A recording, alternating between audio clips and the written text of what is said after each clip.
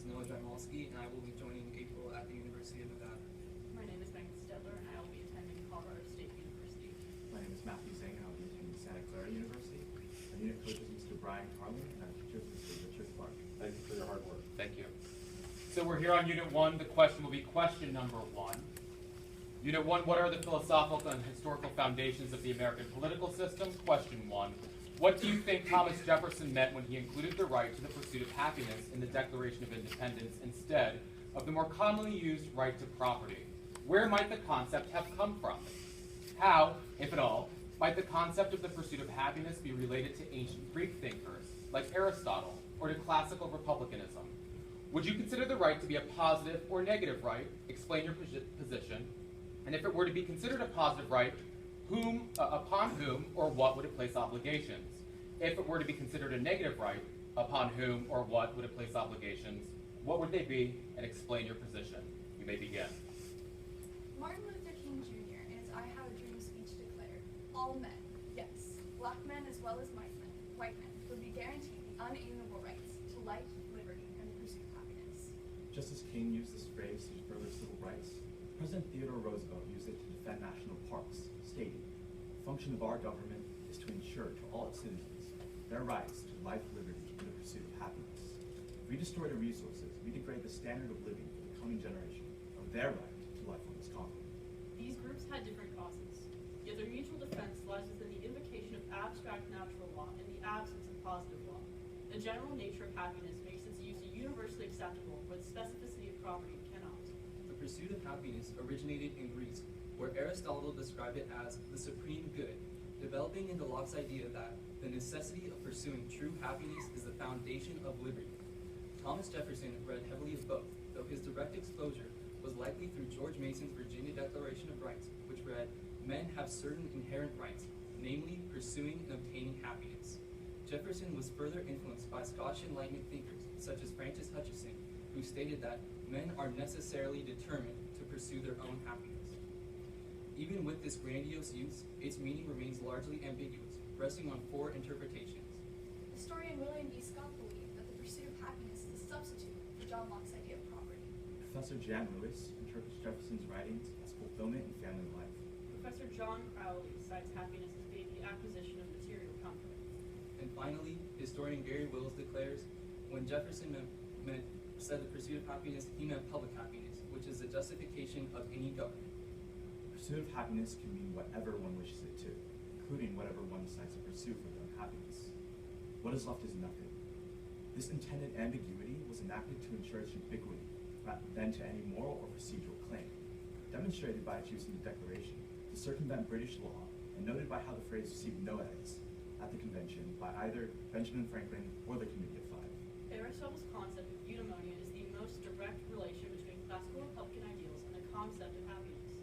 Aristotle described eudaimonia as activities in accordance with excellence, accomplished only in a society of engaged, participating citizens. This draws a clear parallel to Will's interpretation of Jefferson's pursuit of happiness as Aristotle's happiness, where the only way to obtain happiness is the pursuit of the common good.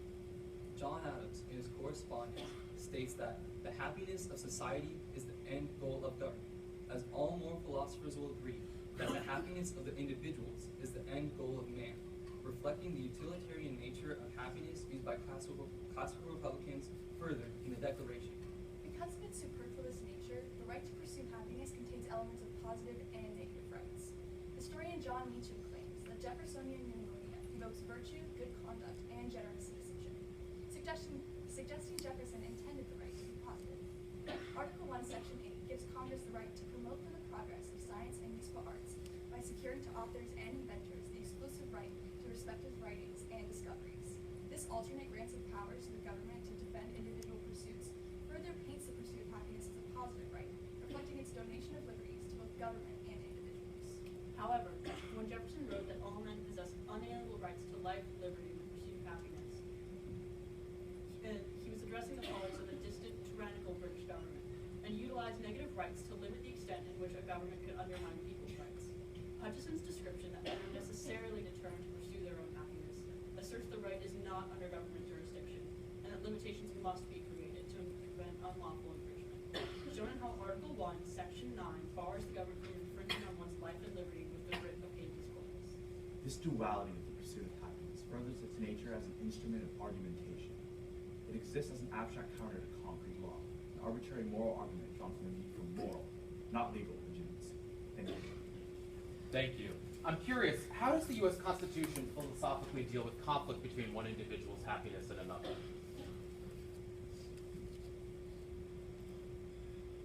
Well, obviously one's happiness can come into conflict with another's happiness, correct? And that can obviously implicate life, liberty, and property, our big trifecta in the Constitution, right? So how does the Constitution try to deal with that?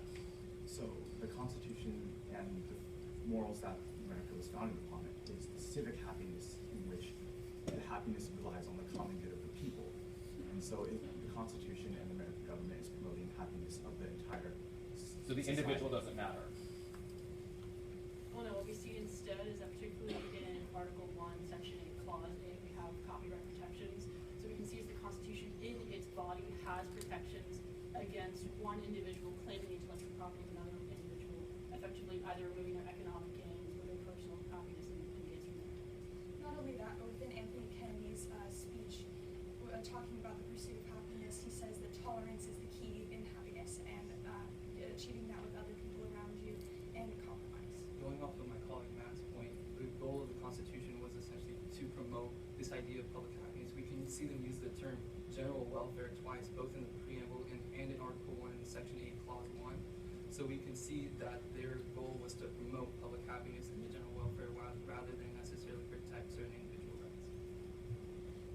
What role, if any, might public education play in relationship to the pursuit of happiness? Well, what we can see is actually our Nevada Governor, Brian Sandoval, just recently in a State of the State address allocated or proposed more allocation of funds to public education for Nevada education essentially. Is currently at Nevada's 49th in education for education's funding and performance. So we see is that he's trying to increase the happiness of the Nevada public and increase the well-being of the Nevada public by also increasing our education by allocating more funds there. Additionally, Article 11 of our state constitution guarantees a uniform public school system. So all the schools in our state have essentially the same curriculum. So we can see this reflecting the 14th Amendment guarantee of equal opportunity. So every student in Nevada has the same chance to pursue their own happiness however they see fit. So our state constitution reflects the need for education in order for students to be able to pursue happiness. Additionally, public education also furthers the idea of a civic happiness, because if people are educated, they are willing to participate and change the government to do what they think is best, and that promotes the society's common good. You cite the Virginia Declaration of Rights as a source in terms of pursuit of happiness. Yet in that same Declaration of Rights, it basically says that you don't enjoy those rights until you enter a state of society. Would you agree with that? That one does not enjoy the right to pursue happiness until they enter a state of society? I would disagree. Historian Danielle Allen says that the pursuit of happiness is rooted in nature. Even an animal can be happy. So I would say that the pursuit of happiness is something that you can enjoy out of a social contract. I would disagree with my colleague and say that in order to enjoy the right to pursue happiness, you need to enter into a society. William Blackstone's Common Law, which influenced many American authors during the founding, said that the origins of British natural law came from the pursuit of happiness. So they need, in order to have other rights, you need to have the pursuit of happiness, which the governments must first protect. So then you would agree with Virginia at that time, at our time in history, that our government today could basically take classes of citizens or groups of citizens and say, you haven't entered into a state of society in a common fashion, and therefore you don't enjoy these rights. See, I would actually disagree with that statement in the sense that Hugo Grotius just described natural rights and natural laws deriving from what one can consume and what one can produce. And effectively looking at that, happiness does not derive from the government, happiness derives from man. And the government's revocation of that is completely non-essential given man's ability to have self-agency and man's ability to pursue his own happiness outside of government. I'm going to agree with my colleague. In John Locke's essay concerning human understanding, he states that happiness can be the perfection of intellectual nature, and that is something that is outside of the government and something that is done from human knowledge. Well, I heard somebody mention this idea of a 14th Amendment guarantee of equal opportunity. An equal opportunity to be happy. I don't see that in the 14th Amendment. Can somebody say a little more? What we see is that the promise of equal opportunity or equal access to things promised in the 14th Amendment as well as the 5th article, or Article 5, both guarantee the ability for people to then have access to the means of pursuing happiness, or to have access to the facilities which then necessitate happiness effectively. And we can see this in the Section 4 of the 14th Amendment, where Congress shall have the power to enforce this by appropriate legislation. With the affirmative action that was seen in the 1960s, the government took that section and used it to further other people's ability to pursue happiness and their ability to have a quality of opportunity. Who should determine when we suspend our happiness? The individual through certain virtue, or protections of government on individuals, the Constitution?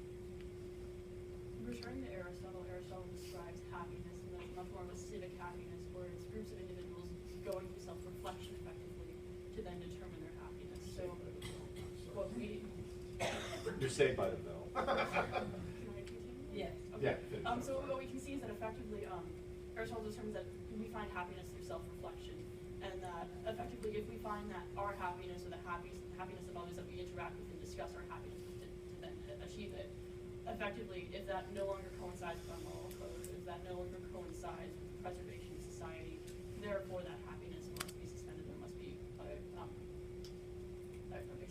compromise between the two concepts.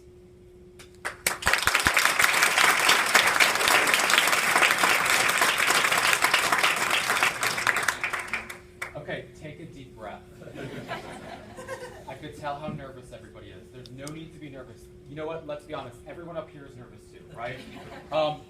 This is not an easy question, although I'm sure that all of you are very happy that question 3 is behind us. We are very happy that question 3 is behind Yes, us. we as well. That was incredible. You all not only worked so well together as a team to answer the questions that we lobbed your way, but you also were able to work together individually, which is very, very difficult. You had the good fortune or mistake of really doing very well at the beginning, and I think you could tell, what does that mean? Well, then we're going to ask you harder questions. And you did very well with those hard questions. Right from the get-go, when we're able to ask fundamental questions about why does the pursuit of happiness tie to property? How does that balance when one person's happiness conflicts with another? Where do we find this in the Constitution? You can't really answer these questions in a simple way, and each of you took a piece. Each of you was able to bring in real-life examples, cases. I sat there and I was just like, okay, what philosopher is coming next? What philosopher is coming next? And I'm checking off of my list the philosophers that I wanted to ask questions about. And at the end of the day, I didn't ask any because you had talked about them. So that was so well done. You should be exceedingly proud of yourselves at the moment. You did very well for yourselves. You did excellent on behalf of the state of Nevada, and you obviously did very well. And your family should be very proud as well. So good work. I too want to mirror. I thought you did an excellent job. Even trying to take you back to the fact that while we're pursuing happiness in the 1700s, we were denying happiness in many. And you didn't take the bait on the Virginia Bill Declaration. But you handled it very well. And the fact that you disagree, I'm glad that you were confident enough that you could support dissenting opinions. And that was excellent. Again, the same thing. I have notes here in terms of depth, and I'm checking them off while you're giving your openings. I can't go there, can't go there. They got it. So, nice job. Wonderfully done. I concur with my colleagues. Wonderful presentation. I enjoyed the historical perspective on the research, very thorough. And I enjoyed the application. When I heard writ of habeas corpus, I wanted to be so, Oh yeah, I was ready for that. step That up was and exciting, right? Yes. So that's very good. Thank you. Your parents, thank you for supporting your children. Excellent work.